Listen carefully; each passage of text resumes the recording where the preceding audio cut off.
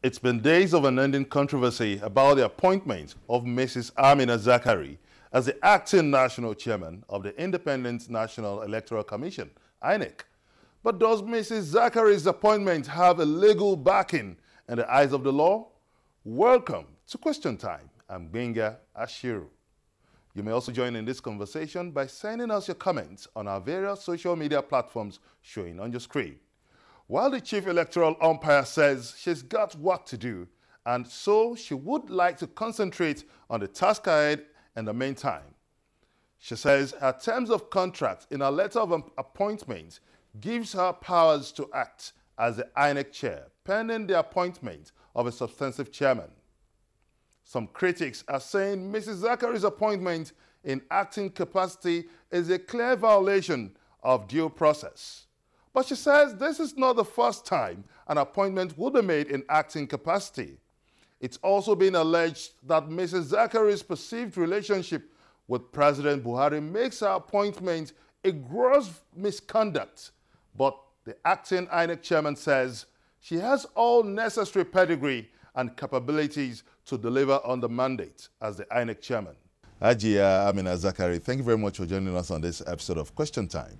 Thank you very much. Now, so much controversy trailing your appointment as the acting national chairman of the Independent National Electoral Commission.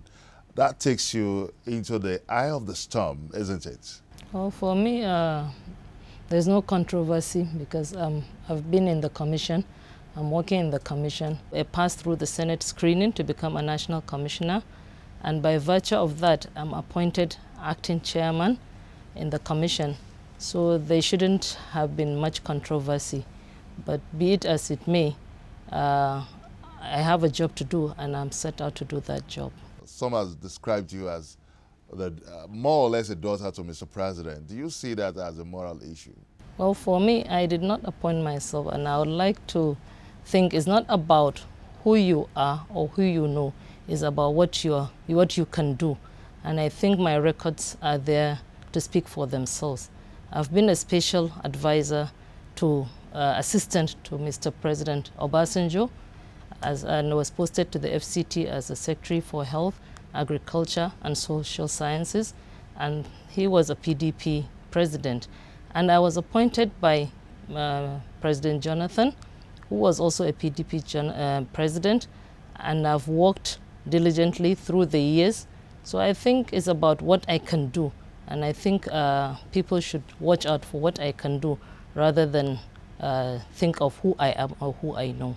How would you describe your relationship with Mr. President? Well, I worked under Afri Projects Consortium, which was the major consultant for PTF when General Buhari was chairman. So I don't think I had a close working relationship with him. I was in the consultancy arm. I was a technocrat. I'm a technocrat. I handle the pharmacy, the health sector. So I had nothing much to do with the PTF besides what my job was to be as a technocrat. So I couldn't say I worked closely with him, but we worked under the consortium that handled the major PTF projects. Is there familial ties between you and President Muhammadu Buhari? Well, I think that that should be left for the government that appointed me to be able to answer that. I wouldn't be able to answer that for now, because it's not about familial ties, as I said. It's not about who I know or who I am, but what I can be able to do. And I think the current president met me on this post, and we've conducted an election where he lost an election, and now we conducted an election where he won an election. So I think it's not about a relationship with the president. It's about my capacity on the job, and the fact that I should be able to remove myself from whatever relationship. I know so many more people, not only the president, I know many more people within the system, politicians and non-politicians alike, and I have to do my duty as an impartial umpire. I have to be able to remove myself from relationships and friendships to conduct my duty, and I think I should prove myself. I should be allowed to prove myself in that respect. As an impartial observer, do you see your perceived relationship as a moral restraint on your role as being expected to be an impartial umpire?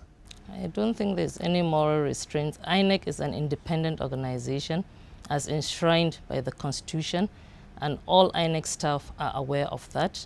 We have all signed on to the oath of neutrality. So I think as a Nigerian, your main concern should be when you are given a task, you should be conscientious enough to remove your personal feelings from the job. Just do the job as it is required.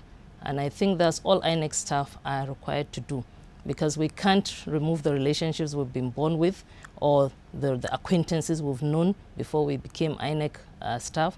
The issue is for a person to be morally straight and upright, to be able to remove himself from that relationship and be able to perform based on what the Constitution and the rules say. Quite unfortunately, you might just have to deal with the media perception of the interpretation of your appointments.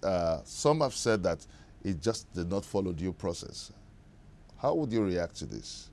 Well, for me, I wouldn't know what informed my appointment, but I know if we could remember 2010, when Professor Iwu left INEC, there was a vacuum, and the presidency of that time appointed Prince Shoebi to act as a national chairman, pending when a substantive commission was put in place.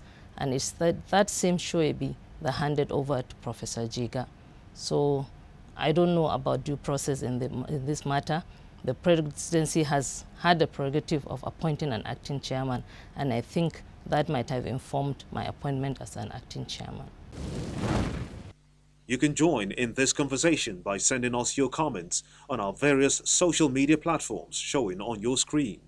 Coming up on Question Time, how prepared is INEC for the forthcoming governorship elections in Kogi and Bayelsa states? Find out after the break.